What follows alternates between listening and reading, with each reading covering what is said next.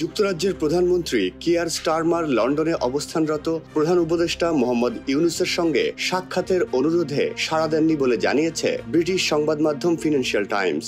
সংবাদ মাধ্যমটির এক প্রতিবেদনে বলা হয়েছে, ক্ষমতাচ্যুত প্রধানমন্ত্রী শেখ হাসিনার আমলে বিদেশে পাচার হওয়া কোটি ডলার উদ্ধারের চেষ্টায় কিয়ার স্টারমারের সমর্থন আদায়ের জন্য এই সফর করছেন প্রধান উপদেষ্টা।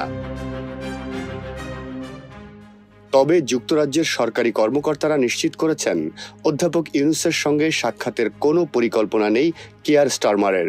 এ বিষয়ে তারা এর বেশি কিছু বলতে রাজি হননি। ব্রিটিশ সংবাদ মাধ্যমটিতে অধ্যাপক ইউনূস বলেন, নৈতিক বোধ থেকে যুক্তরাজ্যের উচিত আওয়ামী লীগ সরকারের আমলে চুরি হওয়া অর্থ খুঁজে বের করে তার সরকারকে সহায়তা করা। অভিযোগ আছে, চুরি হওয়া অর্থের বেশিরভাগ এখন যুক্তরাজ্যে রয়েছে। তবে কিয়ার স্টারমার বাংলাদেশের এই প্রচেষ্টাকে সমর্থন জানাবেন, এই বিষয়ে প্রধান উপদেষ্টার কোনো সন্দেহ নেই বলে উল্লেখ করা হয় প্রতিবেদনটিতে।